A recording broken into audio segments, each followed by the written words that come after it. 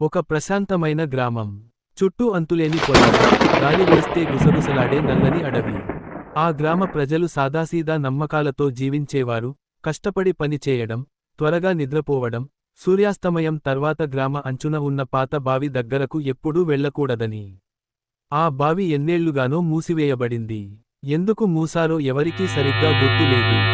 ఒక సాయంత్రం, సూర్యుడు చెట్ల వెనుక మాయమవుతుండగా, రవి అనే బాలుడు తన మేకను వెంబడిస్తూ అడవి అంచుకు దగ్గరగా వెళ్ళాడు. ఆ మేక పాత బావి వైపు పరిగెత్తింది. కోపంగా ఉన్నా, రవి భయపడలేదు. గ్రామం నిశ్శబ్దంగా ఉంది. చాలా నిశ్శబ్దంగా. బావి దగ్గరకు వెళ్ళిన రవి, దాని మీద పెట్టిన చెక్క మూత పక్కకు జారిపోయిందని గమనించాడు. అది రాయి వలయం పక్కనే పగిలి పడిపోయింది. లోపల నుంచి ఎవరో తోసినట్టుగా కనిపించింది. అతను జాగ్రత్తగా దగ్గరికి వెళ్ళాడు. ఎవరైనా ఉన్నారా అని లోపలికి చూసి అరిచాడు. మొదట ఏమీ వినిపించలేదు. లోపల నుంచి చల్లని గాలి మాత్రమే పైకి వచ్చింది. కనకగా ఒక మృదువైన గుసగుస వినిపించింది. రవి! అతను స్తబ్దంగా నిలిచిపోయాడు. అది అతని అమ్మ స్వరంలా అనిపించింది. కాని ఆమె ఇంట్లో వంట చేస్తోంది కదా. మళ్ళీ అదే స్వరం, ఈసారి ఇంకా స్పష్టంగా. రవి, నన్ను కాపాడు. ఆ శబ్దం బావి లోతుల్లో నుంచి వినిపించింది. అది తడిగా, గొంతు గగ్గోలు పెట్టినట్టుగా, విచిత్రంగా ఉంది. రవి నెమ్మదిగా వెనక్కి తగ్గాడు. అప్పుడే బావి లోపల నుంచి పొడవైన, తెల్లని చేయి ఒక్కసారిగా బయటకు వచ్చి రాయి అంచును పట్టుకుంది. ఆ వేళ్లు అసాధారణంగా పొడవుగా, పలుచగా ఉన్నాయి. గోర్లు రాయిని గీక్కుంటున్నాయి. రవి తడబడిపోయి నేలపై పడిపోయాడు. ఇంకో చేయి కూడా బయటకు వచ్చింది. ఆ తర్వాత ఆ సాయంకాల కాంతిలో ఒక ముఖం నెమ్మదిగా పైకి ఎగిసింది. ఆ ముఖానికి కళ్ళు లేవు. ఖాళీగా, నీరు కారుతున్న గుహల్లా ఉన్నాయి. నోరు అసహజంగా విస్తరించి ఉంది. భయంకరమైన నవ్వుతో, నువ్వే తెరిచావు అని అది గరగరలాడింది. అతని వెనుక అడుగుల శబ్దం వినిపించింది. రవి ఆశతో తిరిగి చూశాడు. ఎవరో గ్రామస్థులు వచ్చారేమో అనుకున్నాడు. కాని గ్రామం ఖాళీగా ఉంది. ఇళ్ల తలుపులు తెరిచి ఉన్నాయి. దీపాలు మసకబారుతున్నాయి. మనుషులు ఎవరూ లేరు. గాలి ద్వారా మరిన్ని గుసగుసలు మాత్రమే వినిపిస్తున్నాయి. అన్నీ ఒకే మాట చెబుతున్నాయి. నువ్వే తెరిచావు. మరుసటి ఉదయం, ప్రయాణికులు ఆ గ్రామం గుండా వెళ్లారు. గ్రామం పూర్తిగా నిర్మానుష్యంగా కనిపించింది. పాత బావి తప్ప. దాని చెక్క మూత మళ్లీ బిగుసుకుని ఉంది. అయితే లోపలికి వంగి వినిపిస్తే, లోతుల్లో వందలాది స్వరాలు మృదువుగా గుసగుసలాడుతున్నాయి. నన్ను కాపాడు. ఒక ప్రశాంతమైన గ్రామం. చుట్టూ అంతులేని పొలాలు, గాలి వేస్తే గుసగుసలాడే నల్లని అడవి.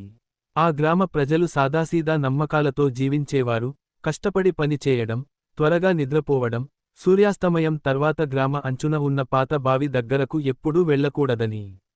ఆ బావి ఎన్నేళ్లుగానో మూసివేయబడింది. ఎందుకు మూసారో ఎవరికీ సరిగ్గా గుర్తు లేదు. ఒక సాయంత్రం, సూర్యుడు చెట్ల వెనుక మాయమవుతుండగా, రవి అనే బాలుడు తన మేకను వెంబడిస్తూ అడవి అంచుకు దగ్గరగా వెళ్ళాడు. ఆ మేక పాత బావి వైపు పరిగెత్తింది. కోపంగా ఉన్నా, రవి భయపడలేదు. గ్రామం నిశ్శబ్దంగా ఉంది. చాలా నిశ్శబ్దంగా. బావి దగ్గరకు వెళ్ళిన రవి, దాని మీద పెట్టిన చెక్క మూత పక్కకు జారిపోయిందని గమనించాడు. అది రాయి వలయం పక్కనే పగిలి పడిపోయింది. లోపల నుంచి ఎవరో తోసినట్టుగా కనిపించింది. అతను జాగ్రత్తగా దగ్గరికి వెళ్ళాడు. ఎవరైనా ఉన్నారా అని లోపలికి చూసి అరిచాడు. మొదట ఏమీ వినిపించలేదు. లోపల నుంచి చల్లని గాలి మాత్రమే పైకి వచ్చింది. కనకగా ఒక మృదువైన గుసగుస వినిపించింది. రవి! అతను స్తబ్దంగా నిలిచిపోయాడు. అది అతని అమ్మ స్వరంలా అనిపించింది.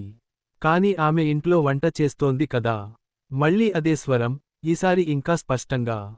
రవి, నన్ను కాపాడు. ఆ శబ్దం బావి లోతుల్లో నుంచి వినిపించింది. అది తడిగా, గొంతు గగ్గోలు పెట్టినట్టుగా, విచిత్రంగా ఉంది. రవి నెమ్మదిగా వెనక్కి తగ్గాడు. అప్పుడే బావి లోపల నుంచి పొడవైన, తెల్లని చేయి ఒక్కసారిగా బయటకు వచ్చి రాయి అంచును పట్టుకుంది. ఆ వేళ్లు అసాధారణంగా పొడవుగా, పలుచగా ఉన్నాయి. గోర్లు రాయిని గీక్కుంటున్నాయి. రవి తడబడిపోయి నేలపై పడిపోయాడు. ఇంకో చేయి కూడా బయటకు వచ్చింది. ఆ తర్వాత ఆ సాయంకాల కాంతిలో ఒక ముఖం నెమ్మదిగా పైకి ఎగిసింది. ఆ ముఖానికి కళ్ళు లేవు. ఖాళీగా, నీరు కారుతున్న గుహల్లా ఉన్నాయి. నోరు అసహజంగా విస్తరించి ఉంది. భయంకరమైన నవ్వుతో, నువ్వే తెరిచావు అని అది గరగరలాడింది. అతని వెనుక అడుగుల శబ్దం వినిపించింది. రవి ఆశతో తిరిగి చూశాడు, ఎవరో గ్రామస్థులు వచ్చారేమో అనుకున్నాడు. కాని గ్రామం ఖాళీగా ఉంది. ఇళ్ల తలుపులు తెరిచి ఉన్నాయి. దీపాలు మసకబారుతున్నాయి. మనుషులు ఎవరూ లేరు. గాలి ద్వారా మరిన్ని గుసగుసలు మాత్రమే వినిపిస్తున్నాయి. అన్నీ ఒకే మాట చెబుతున్నాయి. నువ్వే తెరిచావు. మరుసటి ఉదయం, ప్రయాణికులు ఆ గ్రామం గుండా వెళ్లారు. గ్రామం పూర్తిగా నిర్మానుష్యంగా కనిపించింది. పాత బావి తప్ప. దాని చెక్క మూత మళ్లీ బిగుసుకుని ఉంది.